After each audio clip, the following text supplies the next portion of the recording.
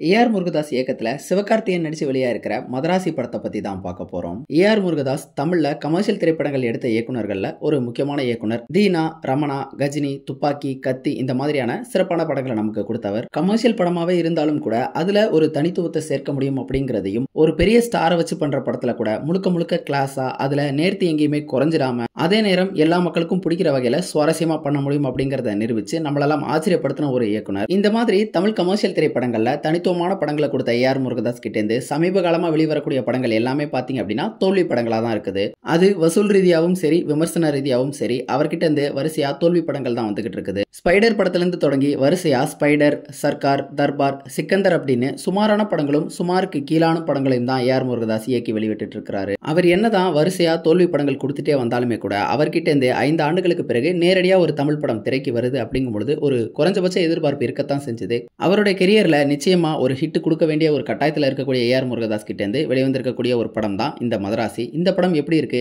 இந்த படம் பார்த்த சிலர் இது ஏஆர் முருகதாஸோடைய ஒரு கம்பேக் அப்படின்னு சொல்றாங்களே, இதெல்லாம் உண்மையா? அவருடைய உண்மையான கம்பேக் இந்த படமா? இதெல்லாம் தான் இந்த எபிசோட்ல பார்க்க போறோம். எபிசோட்குள்ள போறதுக்கு முன்னாடி நீங்க நம்ம சேனலுக்கு புதுசா இருந்தீங்க அப்படின்னா இந்த வீடியோக்கு ஒரு லைக் போட்டுட்டு நம்ம சேனலுக்கு சப்ஸ்கிரைபும் பண்ணிக்கோங்க. அதுதான் எனக்கு அடுத்தடுத்த எபிசோட்ஸ் பண்றதுக்கு ஒரு பெரிய மோட்டிவேஷனா இருக்கும். இப்போ வாங்க எபிசோட்குள்ள போகலாம். படத்தோடைய ஆரம்பத்துல ஒரு சிண்டிகேட் கும்பல் தமிழ்நாட்டுக்குள்ள துப்பாக்கி கலாச்சாரத்தை கொண்டு வரணும் அப்படின்னு நினைக்கிறாங்க. தமிழ்நாட்டு பொதுமக்கள் மத்தியில இந்த துப்பாக்கி பழக்கம் அப்படிங்கறத புழங்க விடணும் அப்படிங்கறது தான் அவங்களுடைய எண்ணம். இந்த தகவல் பிஜு மேனன் தலைமையில இருக்கக்கூடிய என்ஐஏ டீமுக்கு தெரிய வருது. இது ஒரு பக்கம் இருக்க, இன்னொரு பக்கம் படத்துடைய கதாநாயகன் காதல் தோல்வியின் காரணமா தற்கொலை செஞ்சுக்கணும் அப்படின்னு சொல்லிட்டு சுத்திக்கிட்டு இருக்காரு. இந்த என்ஐஏ டீமுக்கும் வில்லனுக்கும் முற்றிலும் தொடர்பு இல்லாத படத்துடைய கதாநாயகன் எப்படி அவங்களுக்கு இடையில போறாரு, அதன் பிறகு கதாநாயகனுக்கு தனிப்பட்ட முறையில வேற என்ன பிரச்சனை இருக்கு, இதெல்லாம் தான் மதராசி. இந்த படத்துடைய ஒரு சிறப்பு என்னன்னா, படத்தின் கதாநாயகனுடைய அந்த கதாபாத்திர வடிவமைப்பை சொல்லலாம். சாதாரண மனிதர் மாதிரி இல்லாம மனநிலையில கொஞ்சம் பிறழ்வு இருக்கக்கூடிய ஒரு வகையான டெலூஷன் இருக்கக்கூடிய தனித்துவமான கதாபாத்திரம் அது. அந்த கதாபாத்திரத்தை நல்லாவே வடிவமைச்சிருந்தாங்க. அந்த கதாபாத்திரத்துக்கு எஸ்கேவும் பொருத்தமா இருந்தாரு.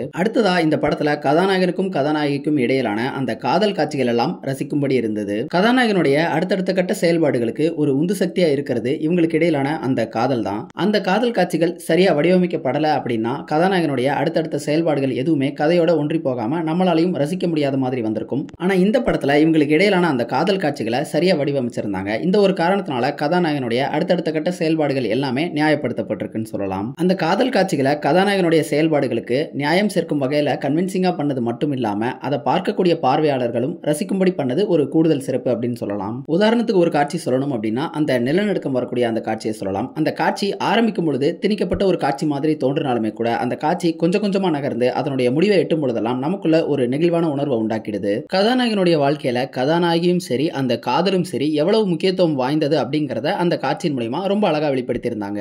ஒரு மனிதன் தான் தனிமையில கைவிடப்பட்டிருக்கோம், நமக்குன்னு யாருமே இல்ல அப்படிங்கறத உணரக்கூடிய அந்த தருணத்துல நீ தனிமையானவன் இல்ல, உனக்காக நான் இருக்கேன் அப்படின்னு ஒரு நபர் பக்கபலமா வந்து நின்னா அந்த ஒரு நபருக்காக அவன் எந்த எல்லைக்கும் போவான் அப்படிங்கறதையும் அந்த காட்சியின் மூலமா அழகா வெளிப்படுத்தியிருந்தாங்க. இதை தொடர்ந்து அடுத்தடுத்து வரக்கூடிய காதல் காட்சிகள் ஆகட்டும், அந்த தங்கப்பூவே பாடல்கள் ஆகட்டும் அப்படின்னு கதாநாயகனும் கதாநாயகியும் சந்திக்கக்கூடிய அந்த இடங்கள் எல்லாமே இந்த படத்துல சுவாரஸ்யமா இருந்தது. இந்த படத்தினுடைய ஆரம்பத்துல கதாநாயகன் கதாநாயகிக்காகவும் அந்த காதல் தோல்வியின் காரணமாகவும் தற்கொலை செஞ்சுக்கிற மாதிரி அந்த காட்சி ஆகட்டும், அதன் பிறகு என்ஐஏ ஏஜென்ட்ஸை கதாநாயகன் எப்படி சந்திக்கிறாரு, அவங்களுக்கு இடையில நடக்கக்கூடிய அந்த உரையாடல்கள் எப்படி இருந்தது, இதெல்லாத்தையும் பார்க்கும்போது நமக்கு ஒரு வழக்கமான படம் பார்த்துட்டு இருக்க மாதிரி தான் ஒரு உணர்வு ஏற்படுத்துனுச்சு. இன்னும் சொல்ல போனா இந்த மாதிரியான அபத்தமான காட்சிகளை இன்னுமா எழுதிட்டு இருக்காங்க அப்படிங்கிற அந்த எண்ணத்தையுமே கூட வரவழைச்சது. ஆனா இந்த கதை கொஞ்சம் கொஞ்சமா நகர்ந்து பின்னால கதாநாயகனுக்கும் கதாநாயகிக்கும் இடையிலான அந்த உறவு எப்படிப்பட்டது அப்படிங்கறத சொன்னதாகட்டும், கதாநாயகனுக்கு தனித்துவமா இருக்கக்கூடிய அந்த பிரச்சனை என்ன, ஒவ்வொரு முறையும் அவர் அந்த டெலியூஷனுக்கு ஆட்படும் பொழுது அவர் எப்படி எதிர்வினை ஆற்றுவார் அப்படிங்கறத சொன்னதாகட்டும், இந்த என்ஐஏ மிஷனுக்காக அவர் எப்படி வில்லனை சந்திக்க போறார், இந்த மாதிரி இந்த பல காட்சிகளின் மூலமா இந்த படத்தினுடைய முதல் பாதியை ஓரளவுக்கு சுவாரஸ்யமான திரைக்கதையின் மூலமா பண்ணியிருந்தாங்க. இந்த படத்தோடைய ஒரு பிரச்சனை என்ன அப்படின்னா, இந்த படம் கிட்டத்தட்ட இடைவேளை சமயத்திலேயே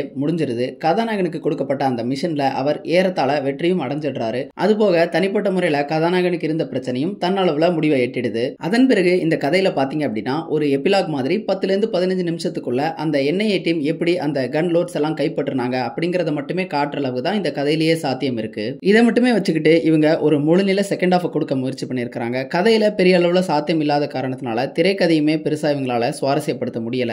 அதனால இந்த 2ஆம் பாதி முழுக்கவே இவங்க ஆக்ஷனை நம்பியே தான் போயிருக்காங்க. 2ஆம் பாதியில வரக்கூடிய அந்த சண்டை காட்சிகள் எல்லாம் பாத்தீங்க அப்படின்னா நமக்குள்ள பெரிய அளவுல தாக்கத்தெல்லாம் உண்டாக்கவே இல்லை. காரணம் என்ன அப்படின்னா, ஒரு ஆக்ஷன் ஒர்க் அவுட் ஆகணும் அப்படின்னா அந்த கதையே அந்த ஆக்ஷனை கோரணும். அந்த ஆக்ஷன் நிகழ்றதுக்கான டிராமா கதையிலேயே தானா உண்டாகி வந்திருக்கணும். அப்படி இல்லாம வெறுமனே 2 பேர் சண்டை போட்டுக்கிட்டாங்க அப்படின்னு சொன்னோம் அப்படின்னா அதுல எந்தவித சுவாரஸ்யமும் இருக்காது. இந்த படத்தினுடைய 2ஆம் பாதியில அதுதான் நிகழ்ந்திருக்கு. 2ஆம் பாதியில வரக்கூடிய சண்டை காட்சிகள் எல்லாம் பாத்தீங்க அப்படின்னா அந்த ஸ்டண்ட் கொரியோ அப்படிங்கிறது அட்டகாசமா இருந்தது. சமீபத்தில் வெளியான படங்கள்ல லியோ, கில் இந்த மாதிரியான படங்களுக்கு பிறகு இந்த படத்துல தான் இவ்வளவு தீவிரமான ஆக்ஷன் காட்சிகளை பார்க்க முடிஞ்சது. ஆனா முன்னாடியே சொன்ன மாதிரி கதையில எந்த விதமான டிராமாவும் உண்டாகாத காரணத்தினால வெறுமனே அவங்க சண்டை போட்டுக்கிற மாதிரி தான் இருந்தது. அந்த சண்டைக்குள்ள ஒரு உயிரோட்டம் அப்படிங்கிறது இல்ல. உதாரணமா ஏஆர் முருகதாஸை இயக்குன துப்பாக்கி படத்தை எடுத்துக்குவோம். துப்பாக்கி ஒரு ஆக்ஷன் திரைப்படம் தான். அந்த படத்தினுடைய 2ஆம் பாதியில பாத்தீங்க அப்படின்னா 2 சண்டை காட்சிகள் தான் இருக்கும். முதல் சண்டை காட்சி பாத்தீங்க அப்படின்னா தன்னுடைய தங்கச்சியவே பணயமா அனுப்பி அந்த ஸ்லீப்பர் செல்ஸை மீட் பண்ணக்கூடிய அந்த சண்டை காட்சி தான். அந்த சண்டை காட்சி நிகழ்றதுக்கு முன்னாடி பல டிராமாக்கள் நடந்திருக்கும். அந்த சண்டைக்கான லீடே அவ்வளவு சுவாரஸ்யமா இருக்கும். வில்லன் கதாநாயகனுடைய டீமை கோட் சுட்ட வச்சு தெரிஞ்சுக்கிறதாகட்டும்,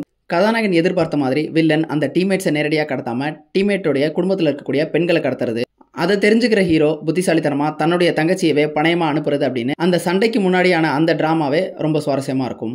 அப்போ அந்த ஒரு சண்டை காட்சி நடக்கிறதுக்கு முன்னாடி இவ்வளவு சீக்வன்ஸ் அந்த படத்துல நிகழ்ந்திருக்கும். இவ்வளவையும் தாண்டி அந்த இடத்துல கதாநாயகன் உள்ள என்ட்ரி ஆகும் பொழுதுதான் அந்த சண்டை காட்சி அப்படிங்கிறது தீவிரமாகவும் பார்க்கக்கூடிய பார்வையாளர்களுக்கு ஒரு கூஸ்பம் மொமெண்டாவும் அது கிரியேட் ஆகியிருக்கும். இதே மாதிரி தான் துப்பாக்கி பட கிளைமேக்ஸ்லயும் அந்த வில்லன் கூட நேரடியாக சண்டை போடக்கூடிய அந்த காட்சியும், இந்த 2 சண்டை காட்சியிலுமே அந்த படத்துல இருந்து நம்மளால நீக்கவே முடியாது.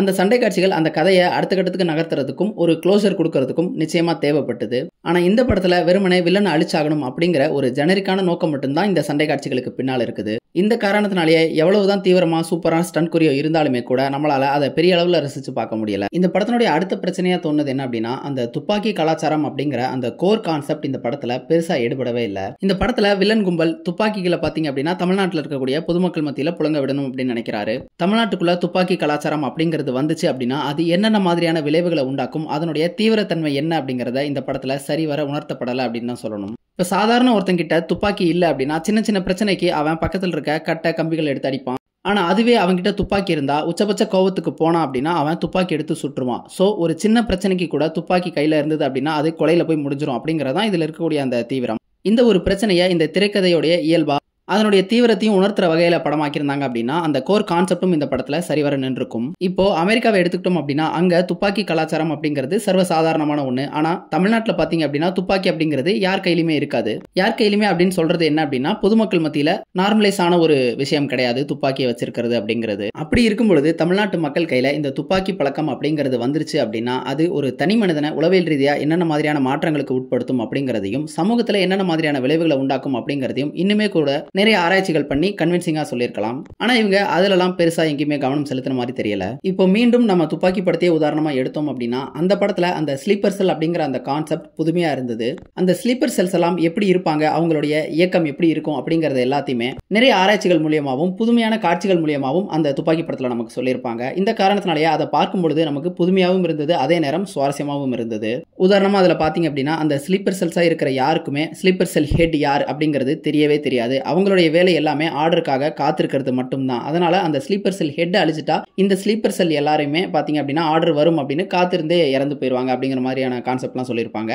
அதெல்லாம் ரொம்ப புதுமையாகவும் சுவாரஸ்யமாகவும் இருந்தது. இந்த படத்துலையும் பாத்தீங்க அப்படின்னா அந்த கன் கல்ச்சர் அப்படிங்கிறத இன்னுமே கூட நிறைய ரிசர்ச் பண்ணி அதை சுவாரஸ்யப்படுத்திருக்க முடியும். அதுக்கான சாத்தியம் இருந்தும் கூட அதை பெரிய அளவில் இவங்க எக்ஸ்ப்ளோர் பண்ணாம விட்டுட்டாங்க. சரி, இந்த படம் ஏஆர் முருகதாஸுடைய ஒரு கம்பேக் திரைப்படமா அப்படின்னு கேட்டா ஒரு முழுமையான கம்பேக் அப்படின்னு சொல்ல முடியலனாலுமே கூட முன்னாடியே சொன்ன மாதிரி இந்த படத்தினுடைய முதல் பாதியில கதாநாயகனுக்கும் கதாநாயகிக்கும் இடையிலான அந்த காதல் காட்சிகள், கதாநாயகனுக்கு இருக்கக்கூடிய அந்த தனித்துவமான பிரச்சனை, ஒவ்வொரு முறையும் பாதிக்கப்பட்டவங்களை பார்க்கும்போது அவங்க மத்தியில நடந்துக்கிற விதம், இங்க மெஜாரிட்டி என்ன சொல்றாங்களோ அதுதான் நார்மல் அப்படிங்கிற அந்த வசனம், இந்த மாதிரியான சில காட்சிகள்ல பார்க்கும் பொழுது நமக்கு அந்த பழைய முருகதாசனுடைய அந்த டச்சஸ் அப்படிங்கிறது இந்த படத்திலும் தென்பட்டது.